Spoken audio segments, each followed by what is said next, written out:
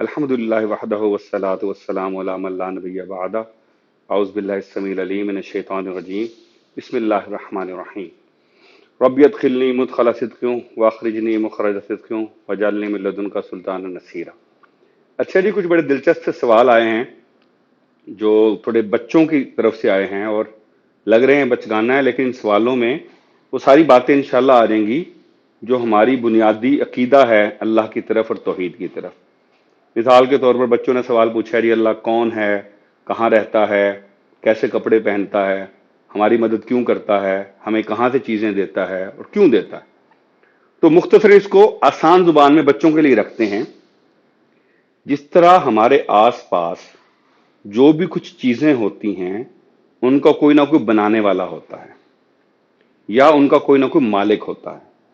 جس طرح اگر آپ بچے بھی ہیں، آپ کے پاس آپ کی کچھ چیزیں ہیں، آپ کا کوئی پینسل باکس ہے، آپ کا کوئی کھلونا ہے، آپ کے کوئی کپڑے ہیں، تو ایک نیچرل ہمارے اندر بھی ایک رجحان ہوتا ہے جس کو انگریزی میں انسٹنکٹ کہتے ہیں۔ ہم ان چیزوں کو جو ہماری ملکیت ہوتی ہیں یا ہم نے بنائی ہوتی ہیں، ہمیں وہ بڑی عزیز ہوتی ہیں، ہم ان کا بڑا خیال رکھتے ہیں، ان کو پروٹیکٹ کرتے ہیں۔ بچہ اگر ایک چھوٹی سی ڈرائنگ بناتا ہے تو دو چیزیں انیویٹیبلی یعنی ہر صورت میں اس کے ساتھ چلتی ہیں۔ پہلی، وہ بچہ یہ چاہتا ہے کہ جو کچھ اس نے بنایا اس کی تعریف کی جائے، وہ جیسا بھی بنا ہوا ہو، اور والدین عام طور پہ یا اساتذہ عام طور پہ یہ ذہن میں رکھتے ہوئے کہ یہ بچے نے بنائی ہے، اس میں پرفیکشن نہ بھی ہو تو اس کی تعریف کرتے ہیں۔ دوسری، وہ بڑا اس کو سنبھال کر سینت کر حفاظت سے رکھتا ہے۔ کچھ بچے ہیں جو زیادہ جذباتی ہیں، وہ اپنے بچپن کے ٹوائز اینڈ تک رکھتے ہیں۔ کچھ بچے ہیں جو کم جذباتی ہوتے ہیں، وہ نہیں رکھتے۔ یہ بتانے کی پیچھے مقصد یہ تھا کہ یہ ساری یونیورسز، ساری کائناتیں اسی نے بنائی ہیں۔ وہ کہتا ہے میں رب العالمین ہوں۔ اب ہم سائنس کے تھرو ہم نے اس پہ بات بھی کر لی، یہاں پہنچ گئے ہیں کہ ہم ایک یونیورس میں نہیں رہتے۔ یونی کا مطلب ہوتا ہے ایک، ہم تو ملٹی ورس میں رہتے ہیں۔ وہ ہمیشہ سے کہتا تھا میں عالمین کا رب ہوں۔ اس نے یہ ساری بنائی ہیں، اس کو یہ ساری بہت عزیز ہیں۔ ان یونیورسز میں تخلیقات کے عمل کے دوران جو سب سے عمدہ تخلیق اس نے کی، جس کو اس نے کہا سورہ 3 میں قرآن پاک کے کہ احسن تقویم، بہترین طریقے سے جس کو بنایا، وہ ہم ہیں، انسان ہیں، آدم کی اولاد ہیں، آدم علیہ السلام خود ہیں۔ تو ہم اس کی سب سے زیادہ پسندیدہ تخلیق ہیں، ہم اس کی سب سے زیادہ فیورٹ تخلیق ہے۔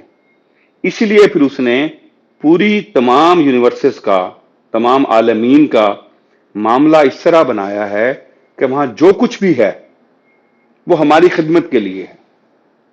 ہم ان سب پہ حاوی ہیں، ہم ان سب سے سپیریئر ہیں۔ وہ سورج ہو، ستارے ہوں، دریا ہوں، پہاڑ ہوں، ہوائیں ہوں۔ اللہ کہتا بھی ہے قرآن پاک میں بے شمار جگہ کہ میں نے مسخر کر دی تمہارے لیے زمین و آسمان کے سورج چاند ستاروں کو، ہواؤں کو، سمندروں کو، کشتیوں کو ہمارے لیے مسخر کر دیا۔ وہ ہمارے زیر عمل آنے کے لیے، ہماری خدمت کرنے کے لیے بنے ہیں۔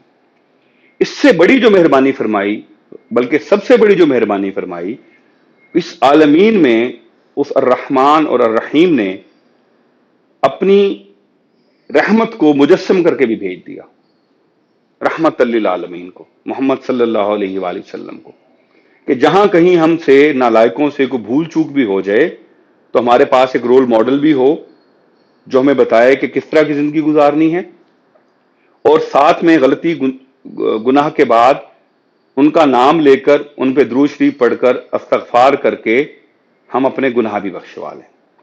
تو یہ بنیادی وجہ ہے کہ اللہ تعالی ہم سے بہت محبت کرتے ہیں، اسی لیے وہ سب چیزیں ہمیں دیتے ہیں۔ اچھا، وہ کہاں ہیں، وہ کیسے ہیں، اس پہ ایک بڑی خوبصورت سی تمثیل ہے۔ ایک حدیث کا مفہوم بھی یہ ہے، میں آپ کو حدیث بھی پیش کر دیتا ہوں۔ اس کا مفہوم یہ ہے کہ ایک بدو ایک دفعہ آیا اور اس نے پوچھا یا رسول اللہ صلی اللہ علیہ وسلم، روز حشر حساب کتاب کون کرے گا؟ آپ نے فرمایا اللہ تعالیٰ۔ وہ مسکراتے ہوئے چل دیا۔ آپ نے اسے بلایا اور پوچھا بھائی تم مسکراتے ہوئے کیوں چل پڑے ہو؟ اس نے کہا یا رسول اللہ صلی اللہ علیہ وسلم، میرا یہ تجربہ ہے کہ دنیا میں جب کوئی اعلیٰ ظرف امتحان لیتا ہے نا تو نرمی سے لیتا ہے. اللہ سے اعلیٰ ظرف کون ہوگا؟ تو امتحان نرمی کا ہی ہوگا. تو یہ حسن زن ہے. اللہ کے ساتھ ہمارا حسن زن جو ہے وہی اللہ کی شخصیت ہے، وہی ان کا لباس ہے، وہی ان کی شکل و صورت ہے، وہی ان کی جائے سکونت ہے. ہم ان کو جیسا سمجھیں گے وہ ہمارے ساتھ ویسے ہی ہوں گے.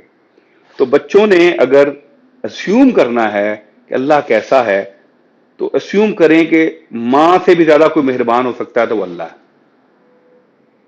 باپ سے بھی زیادہ کوئی مہربان ہو سکتا ہے تو وہ اللہ ہے. کیونکہ ان ماں باپ کے دل میں بھی آپ کی محبت اس کے اللہ نے ڈالی ہے. اور ایک اور حدیث کا مفہوم بھی ہے کہ اللہ کے پاس 70 حصے اگر تھے محبت کے، ایک حصہ ماں کے حصے میں دل میں ڈالا ہے، باقی اللہ کے پاس ہے.